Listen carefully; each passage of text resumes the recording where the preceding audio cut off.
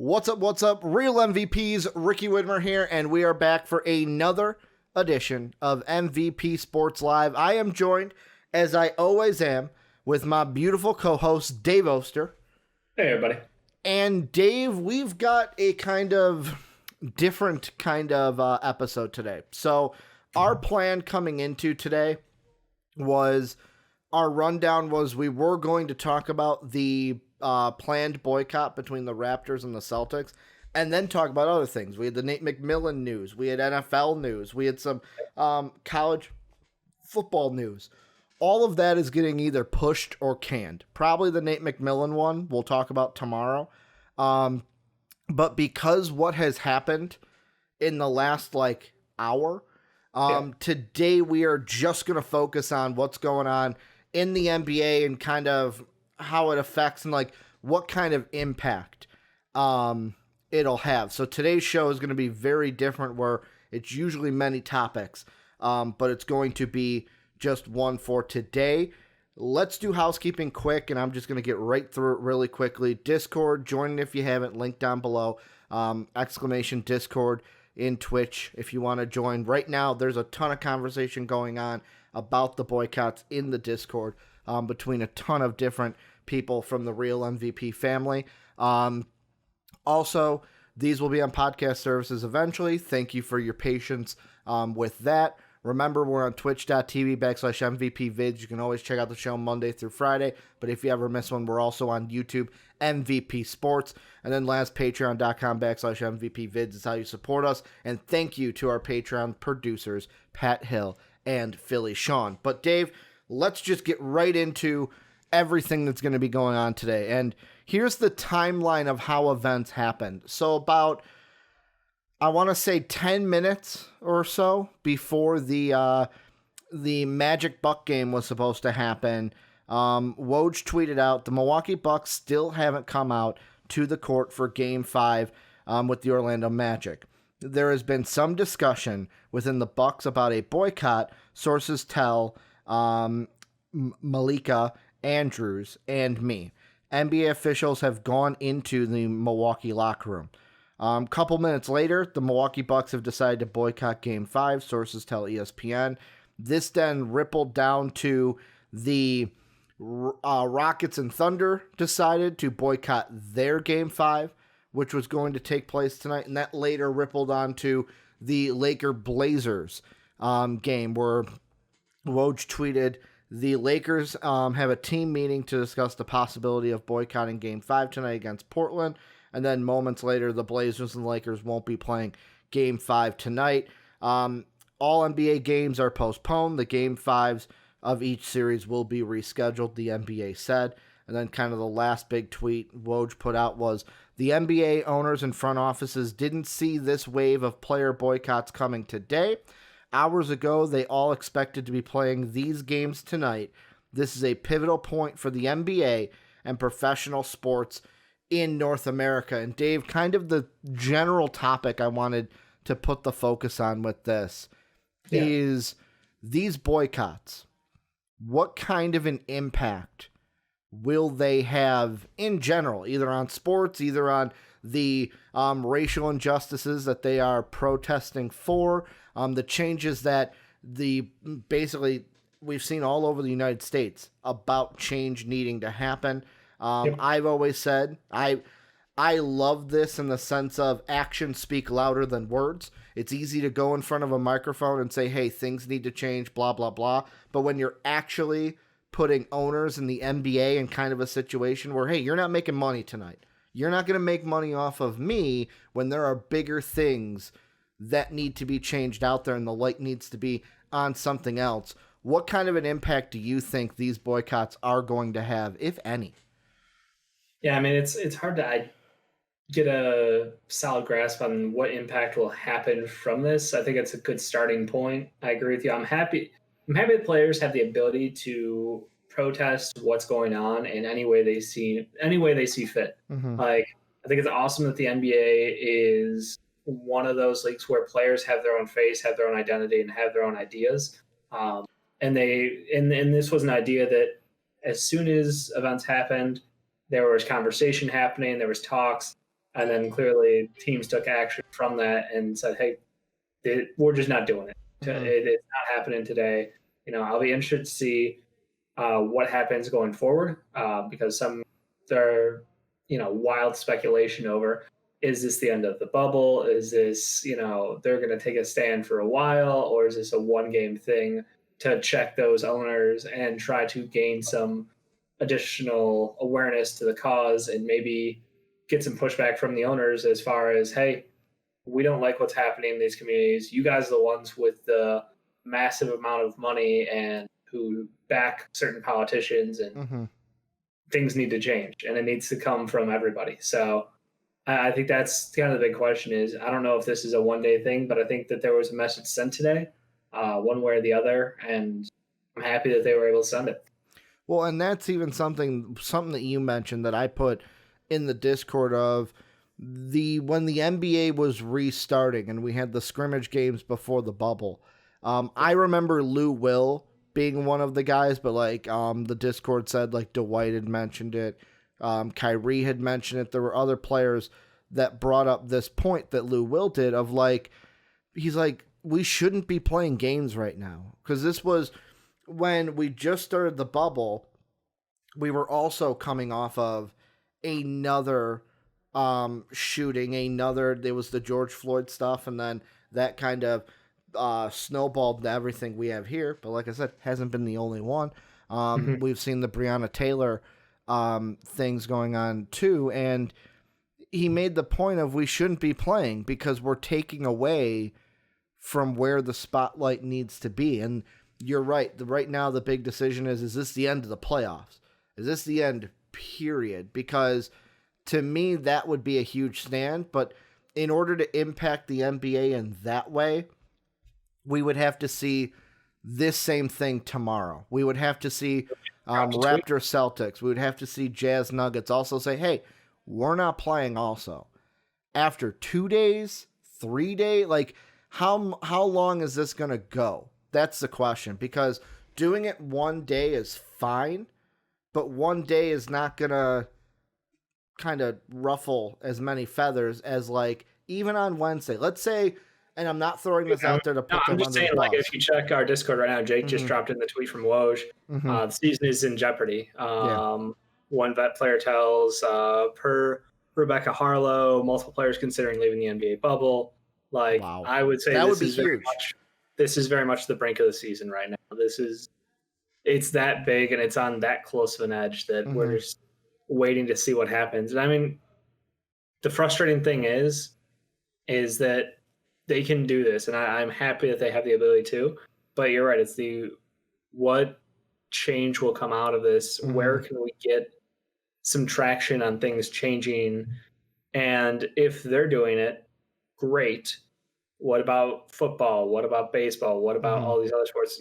The basketball is one of those things where it just seems like they have such a voice compared to everybody else who's wearing helmets and everything. I just feel like that's why it's always you have that mental image when you see players. You have that better connection to them. So I'm happy they're doing it, but I also want to see some brotherhood amongst athletes in America to stand up for this as well, because I think that as long as people have sports as a distraction, that's all it will be, and I'm glad that people are trying to use their power from being an athlete to gain awareness and try to change things. But again, it's people just look to the next level of, oh, well, there's no basketball going on because of the protest. Well, we're going to go watch baseball. Or we're going to go watch football. Now that's starting back up. Well, and that's kind of my concern.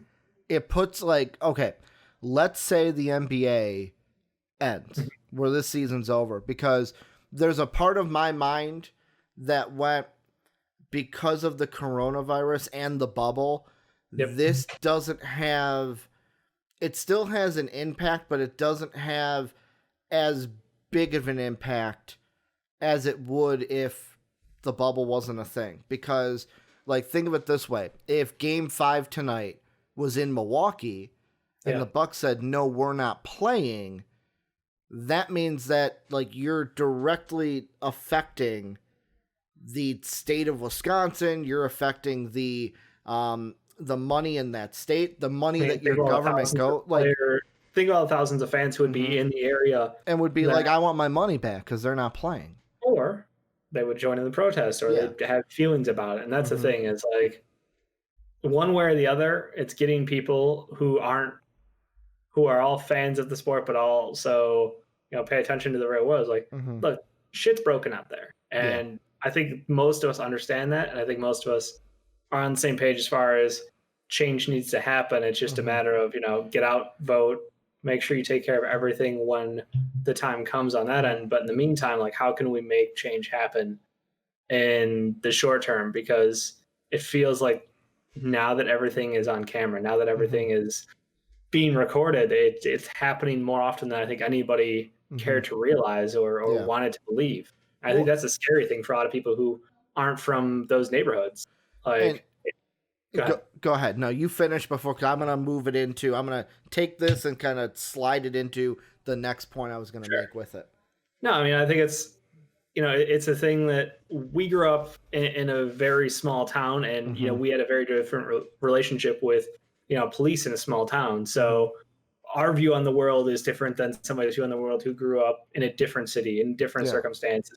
And I think that's the thing, is as someone who is still growing up, your views are constantly changing, being challenged, and until you see these things happening out there and across social media, across YouTube, and people talking on Twitter and everything like that, like, you don't know any better. And I think that's the thing that the generations behind us have gotten much better at, is having that awareness that, like, there's so much wrong, and saying something about it. And I think that's step one, saying something about it. But like, clearly we have to get to a point where, you know, there we just have to get to a point where things actually start changing in these cities, changing in these police environments, whatever you want to call that. Yeah. Well, here's the great thing about this discussion too is the thing I was gonna bring up. I'm putting a little thumbtack on, a little bookmark, because I'm gonna get to it eventually. But like, you just sparked something else in my head where you were talking about like how you and I grew up, where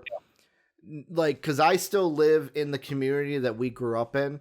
You had moved out, and yet again, I don't know if your neighborhood that you live in now is exactly the same to the one we grew up in, but the neighborhood that we grew up in is vastly different demographically now than it was when we grew up in the 90s and the 2000s, where I think back, and this was one thing that I will never forget in my entire life, because it wasn't like for the people, because yet again, there's people out there, when I say this, they're going to jump at me. It was not a like negative thing. It was just my world got shocked or rocked or shooken, where my first day of college, I was at band camp, and we had a new director for the school, and she was an African American. And while I remember sitting there vividly, we're playing it was an icebreaker game with like toilet paper. I don't know if you guys ever played that, where they pass a roll of toilet paper around and they tell you, okay, you're on a camping trip. Take as much toilet paper as you think you will need. Not a good thing to tell me, because I took damn dear half the roll. Because I'm like, I shit a lot, and I shit basically not getting into Ricky shits, but I need a lot of toilet paper is what I'm saying. And the point of the game was, okay, now for every square you have, when we come around to you, you have to give one fact about yourself for every square that you had. I had damn dearly 50 squares, Dave, so good thing they kept me off at 10. But I remember sitting there while we're doing this, and I had the thought of like, this is the first time in my life I've had an African American teacher, not substitute, like an actual teacher who was not white, all the way through from kindergarten all the way through 12th grade. Never had one African American teacher until college. And it kind of made me think like, I'm like, oh, well, we had this, like, because you probably remember her too. She was a substitute when we were in elementary school. She called everyone Hun. Don't remember her name, but she called everybody Hun. I'm like, yeah, but like, she's probably the only one. Or like my guidance counselor in high school. That's it. So like, that was like oh shit, my world is opening up here. It's just opening from the little world that we had. Or like when, because we had 4 schools that went into one for our junior high, where when we joined the junior high, where you were like, oh, the demographics have changed from the different areas of the town. So like that kind of popped into my head while you were talking and brought that up. But the one point I was going to make is, how is this going to ripple into other sports? Before we even went on, ESPN put out an update that the Brewers are going to have a discussion about not playing their game tonight against the Reds. And I almost feel like, let's say the NBA season stops. The NBA season absolutely stops, and it's the end of the NBA. People are leaving the bubble. They're like, fuck it, I ain't playing the rest of this year. Take my money, I don't care. What kind of pressure is that going to put on other sports? And I'm not saying the top. Yeah, I'm Brewers saying the players. Where like baseball, the NFL, are they going to then be in the kind of pressure of like, well, look at what my brothers in the NBA did. If I like, not a sense of like, I have to do it, but like if they're not playing, is it right for us to play even? Are we, and is that going to mean a rippling effect of this is going to affect MLB players, MLS players? Is this going to affect NFL players where their season is just ramping up, going to start on September 10th? Like, do you see a rippling effect for the other sports, or is this just going to be centralized to the NBA and just some athletes in other sports? I mean, the Brewers did officially confirm they're not playing. Okay. I hope to see it go across multiple sports. It's one of those things where, like, if you're an ally for justice, like this is exactly what you need to do. Like, you need to stand up for it. The NBA is predominantly African American. That's one of those things where like the MLB is not, the NFL is not, and I wonder. Like, I had that pause of like, I wonder if they're not going to. I hope that everybody kind of sees from the same point of view of how wrong everything that's happening is, regardless of what race they are, what background they came from. It's just like, you can tell when something's not right. And I think that if they got all sports to hold up for a while, to put a spotlight on this, because that's the problem, is there's so much happening in the news front that it feels like something like this. And again, this is the third one in 2 months, 3 months. And it just feels like the news cycle just washes it over, and it's on to the next thing, and it's on to the next thing. And because of all the outrage culture that we currently exist with all the bullshit that our president says, it's so easy to almost use up all your hatred and anger over everything else going on. And then the distractions that are sports, it's just like, there's so many other things going on that I think that by clearing the deck as far as sports are concerned and putting a national spotlight on, like, politicians need to get together, both local and on a government level, like Congress, level, like, and have some discussions about what steps can be made to ensure things get better. Because so far we've had so many people individually protest for this, and I think the frustration is like, at least the frustrations I've seen online are very much of like, we get it, you're angry about what happened, but where are your clear demands? Where is this? And I'm like, are you blind? Like, what? Everywhere I go, I see like they're looking for institutional change with the police. They're looking for things to change as far as how the communities, the funds are distributed throughout the entire community. Like, there are so many things like laid out as far as what people need, what people want to do to change the system.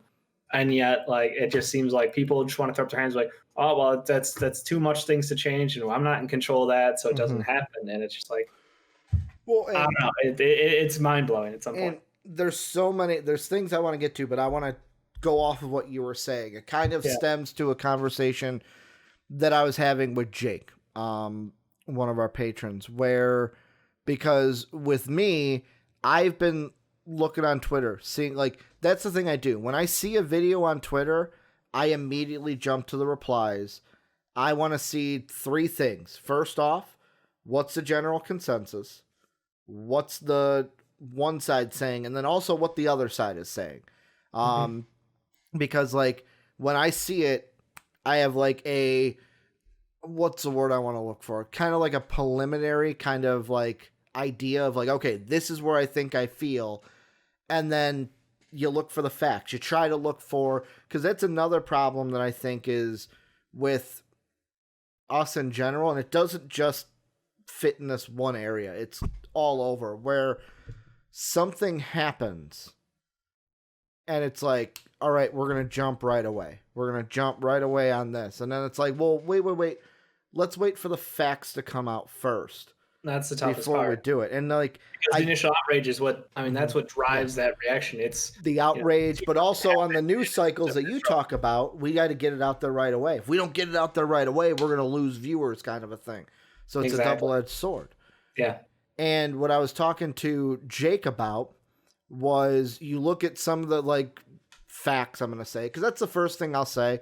I've told it to Jake. I tell it to anyone whenever I talk about this.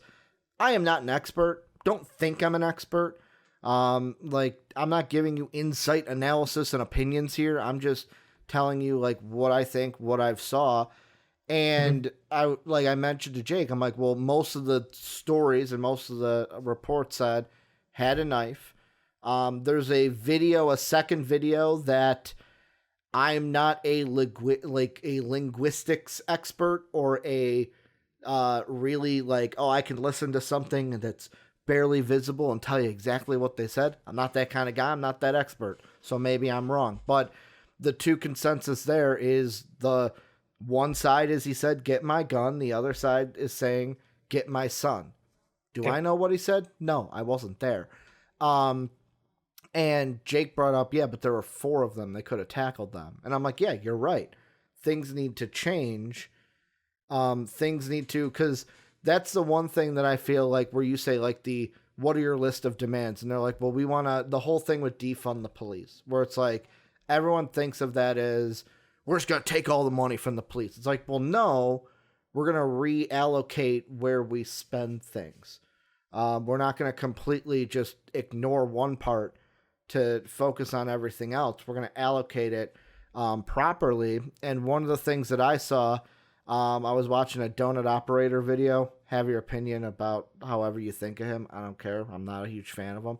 I shouldn't say that, because that sounds like I hate him. I'm not a fan. It's just one of his videos came across. I will watch it every once in a while. And he made a point that I was like, huh, that makes sense. Where he said, the one thing, if we're going to focus on anything when it comes to cops and training, it's hand-to-hand combat, and that they should be versed in different styles of hand-to-hand combat, because he said through his time as a cop, what it is when you're in that situation, you've got to deal with who you're dealing with. People are yelling from all different areas. It's not easy to keep your focus, and basically you panic, to where the gun should be the absolute last response. Like, shouldn't even be a thought until everything else is extinguished. Like, you shouldn't have to even use the gun. Yeah. But it's there as like a last line. And he even said, he goes, most police officers aren't trained well enough in that. They panic, and then first thing they do is pop, pop. And it's like, I'm like, huh, he's kind of got, like, I didn't think of it that way. He's kind of got some of a point there, because really it's like, I never thought about it, of like, put yourself in the situation of just being in a situation like that, being yelled at from all over. Like, it sounds like it would be a stressful situation, but that doesn't, I'm not saying that to say like, oh, it's justified, if that makes sense. It's just like, this is a different way to think about it. No, I get you. And I think it stems back to, the lack of training on police, and like the fact that we as a culture overemphasize the military aspects of policing. Like, it's an insane cultural problem where it's, every other country, it seems, de-escalates, and our answer is to escalate to the point of lethal force. Yeah. Like that is just a very simple starting point of, we're over here, everybody else is over here. I wonder why we're dealing with problems that nobody else has to deal with.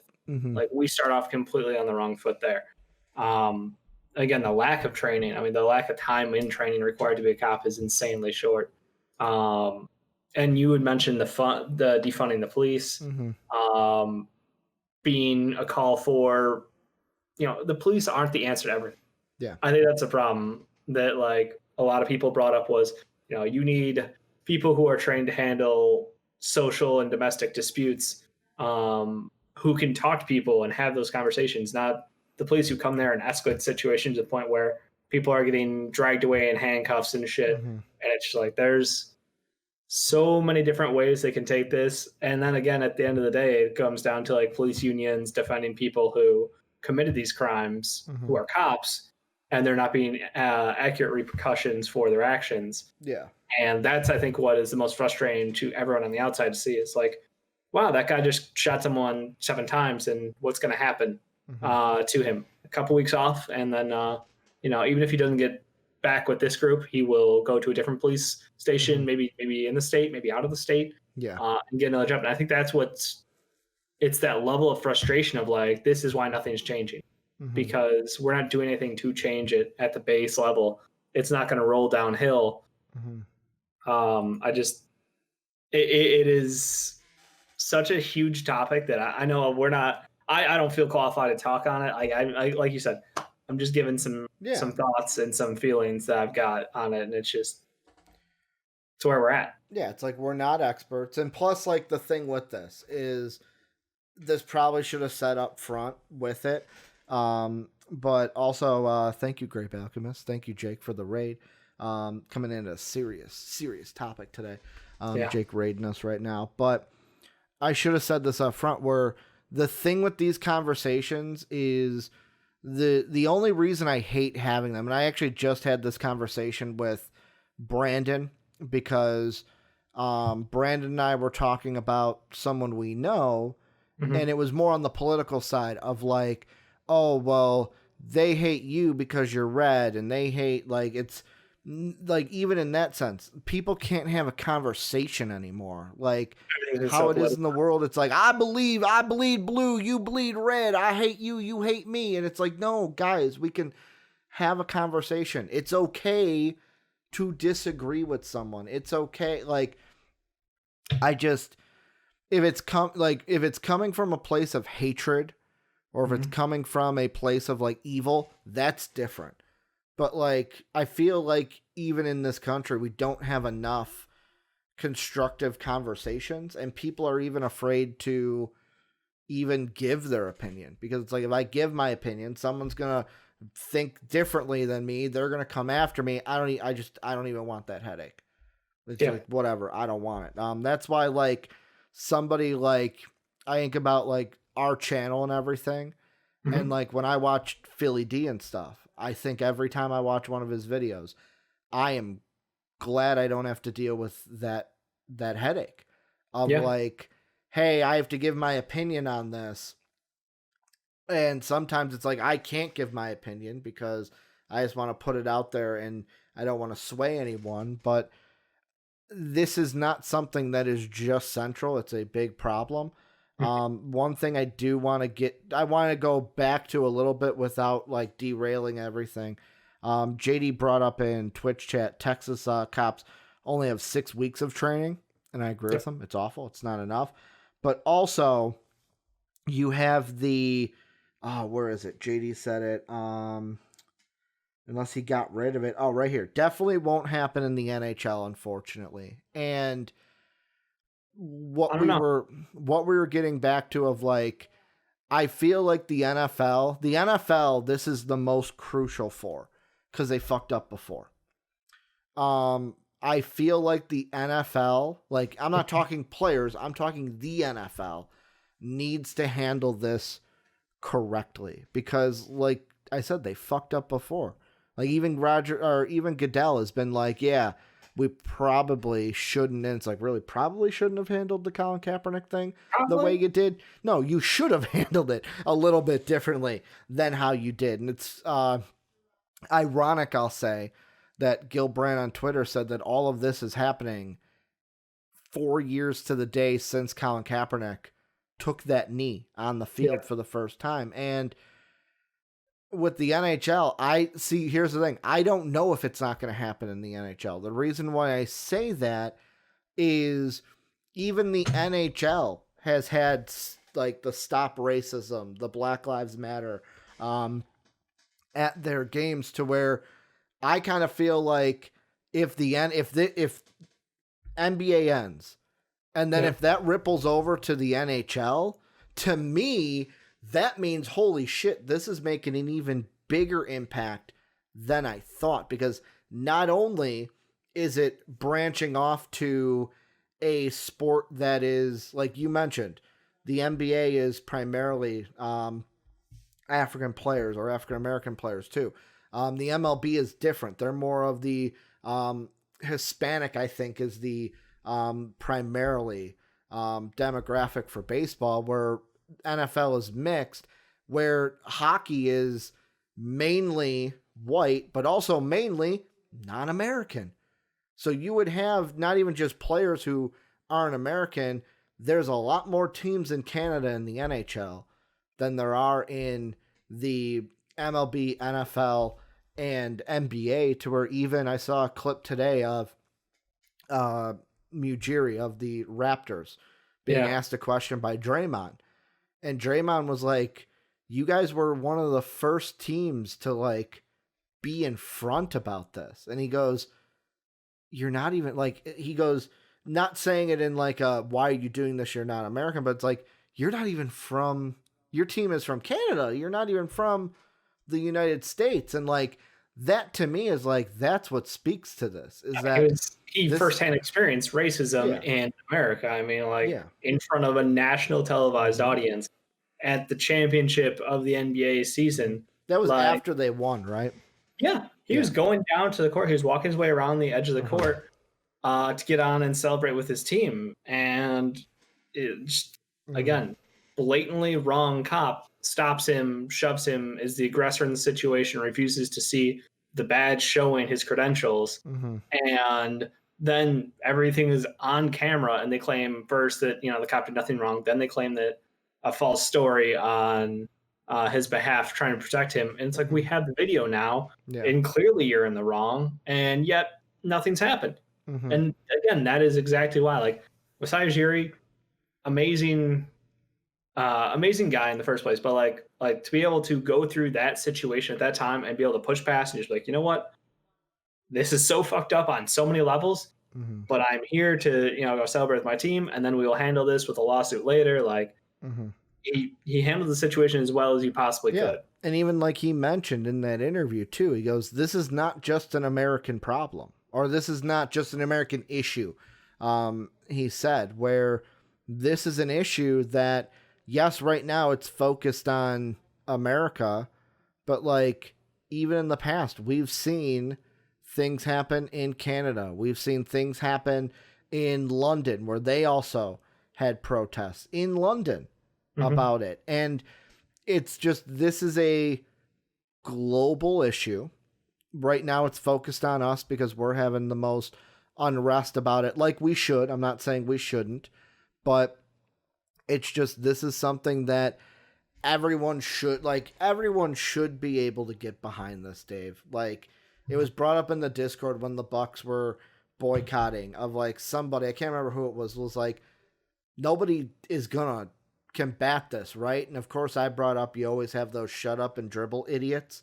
But like, really, we don't care what they think. Yeah, r/NBA right now is full of it. Like, the mods are working overtime to clean up the fucking filth that is them. Really? There aren't, like, I get that. I said it myself. I get that they're out there. It's just like, this should be an issue where we are all on the same page. That we are all on the same page. Yeah. That like, I don't know. Maybe it's because of how I was brought up, or it's because of how, like, what we were taught in school and stuff. It was always the, like, unless unless someone is, how do I want to put this? Unless someone is like basically a dickbag and like just an asshole, like even that person doesn't deserve to get shot. Like, yeah, they're an asshole. Just fuck them. Don't listen to them. But Really, like, you gotta everyone rephrase it. deserves to live.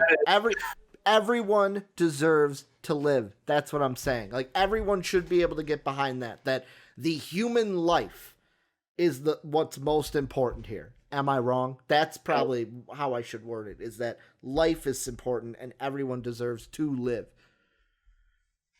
Yeah, no. Again, it just comes down to people frustrated that cops are becoming, judge, jury, and executioner out there all at once in these split second decisions. That again, why did that need to happen? Why? You can ask why to about a dozen different things just in that video alone that led up to that decision. Yeah. Like that's the problem is it's not just one thing that went wrong in that. There was a lot of things that went wrong there that you have to question how come the police didn't handle that situation differently. And I think that's again, it goes back to day one of training. It goes back to de-escalating situations. It goes back to what situations should cops be handling, what situations should other public servants be handling, as far as whether it is social work, whether it is public outreach. You just need different people who are trained properly to handle situations, and that's the big problem. Is right now that doesn't exist, and the cops who do things that clearly are out of line are being defended, and no real punishment that we can see up front from it. So look at I mentioned to you at when I was watching DC Fandom that one of the actresses brought it up, but it's true that even look at the Breonna Taylor cops, none of them have been arrested. I believe, like, yet again, not an expert. I think they were let go or something like that happened, but they haven't been arrested. They haven't been charged. Nothing has happened. And how long has people been calling for that? Also, a tweet that just came in a minute ago from Woj. Inside the locker room, the Milwaukee Bucks were on a conference call with Wisconsin Attorney General John Paul and Lieutenant Governor Mandela Barnes, sources tell ESPN. So this is outbranching more than sports. yeah, I mean, it's good that I'm kind of impressed by the fact that they're taking that call from the Buck. Like, that's great. Let's see where it goes. Let's see if there's anything other than niceties said, and we're looking into it, and whatever. But I mean, like, the problem is there's video, there's audio, and there's witnesses, and yet nothing's been done. And I think that's the that's the big thing. If somebody went around and shot somebody in the back 7 times and wasn't a cop, how quickly do you think they would react? Well, that's killer. And I'm not even gonna say it. I was gonna bring up an idiot, but he doesn't even deserve to be recognized, because I was gonna say you have the other side of it. But any final thoughts you have on this, or anything in this you think we haven't touched that we should? Because like I said, I know there's a lot to this. But is there anything that you feel, hey, we haven't touched this, let's quickly kind of hit this before we end the show for today? Just going through recent tweets, looks like there's people on both sides as far as the NBA ending their season early as well as continuing on because they've made the sacrifices to enter the bubble, believing the NBA platform is useful as a resource in this social climate. That was from Chris Haynes. What was the other one I had seen? Woj, tonight's meeting with players will go a long way towards determining how the rest of the season moves forward, or how the rest of the players move forward with the season. So I think we'll have a good idea by late night tonight what direction the season's going. I wouldn't be surprised if tomorrow's games are canceled. I think that games need to be canceled across multiple leagues, and I think that changes need to actually start happening. I mean, that's the thing. It's just like, are they going to hold out for the arrest of the police in this scenario? I guess what's the goalposts that they're looking for right now? Because I think at the end of the day, there's so much change that needs to happen. And until you can vote in change in the very near future, like how much can you, what can you expect to happen? Can communities start making changes now? Hmm. And if they don't, like clearly those people you need to get out of their position. So And that's the thing. That's kind of where I'll leave it. It's a point of. I'm gonna phrase it this way: if you are one of the people that are out there and you're upset with how things are, then vote in November. Like that's the yep. one biggest thing that you can do to actually have a say with how things go through. So if you are someone who this doesn't sit right with you, you're in a state that has so and so or a big election coming up in November, a big seat, go ahead and vote. That's how you're going to make the change. That's going to do it for MVP Sports Live today. That's all we're going to talk about. No Wet Boys also. We kind of made the decision to this will be the thing we talk about today. We'll continue everything. Some things we were going to do today, we'll do tomorrow.